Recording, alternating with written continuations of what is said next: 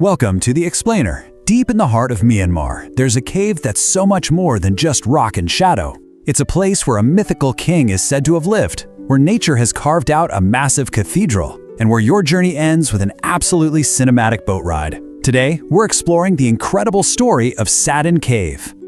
So, you hear the name Saddan, and you think of this legendary elephant king from ancient stories.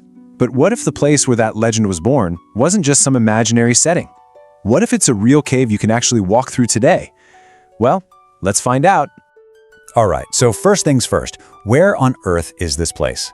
To find this legendary cave, we're heading to the heart of Kayin State, right into the stunning limestone cliffs of the Zweigabin mountain range. I mean, this landscape looks like it was pulled straight out of a myth itself. Okay, so you'll find Saddan Cave tucked away at the southern end of this mountain range. It's this incredible natural wonder that's been shaped over thousands, probably millions of years, and it's right near the banks of the mighty Sadan River. Getting there is actually pretty straightforward. You start in Hpa-An, which is the state capital. From there, it's only about a 20-mile trip, maybe a 20 to 30-minute drive by motorbike or a three-wheeler. You leave the city behind and boom, you're in this whole other world of dramatic natural beauty. So, how did this magnificent cave get its name? Well, the answer isn't in some geology textbook. Nope, it's straight out of one of the most famous Buddhist Jataka tales. The story goes that this very area was the home of the Saddan Elephant King. We're talking about a noble, six-tusked elephant who, in the Jataka tales, which are stories about the Buddha's past lives, was actually an incarnation of the Buddha himself. So the cave's name isn't just some random label, it's a direct, powerful link to that sacred story.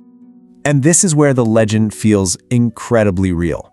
The story is so woven into the fabric of this place that locals can point to a specific opening in the rock and tell you, that's it. That's the very spot where a hunter tragically shot the Elephant King. It's incredible. The myth is literally written in stone here. Okay, so legend aside, what makes the cave itself so awe-inspiring? Because believe me, this is way more than just a hole in the side of a mountain. The scale of this place is just breathtaking. The main chamber is over 100 meters long. That's longer than a football field.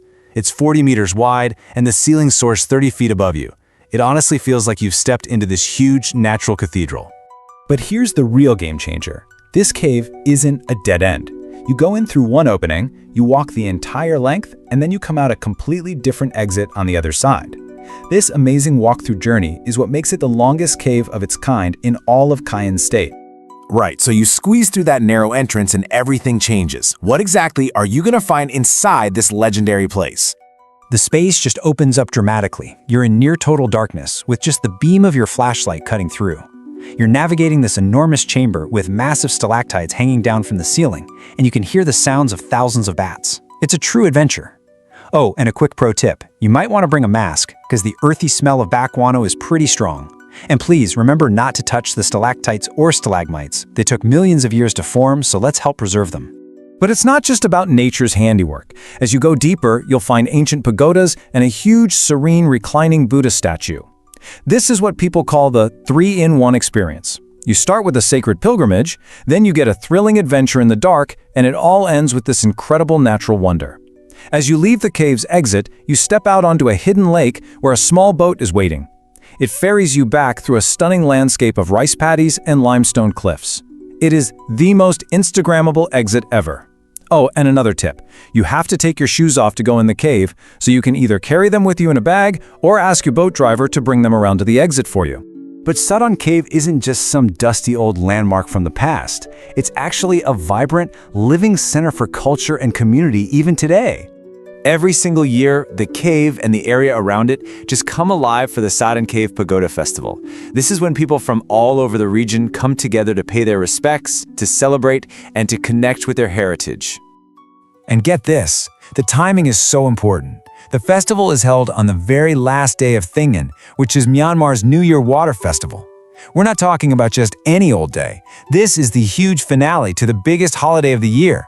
You know, the story of Saddan Cave really shows us that a single landmark can be a history book, a sacred cathedral, and a thrilling adventure all at once. It really makes you wonder, with so many other caves nearby, what other incredible legends are just waiting for us to discover them?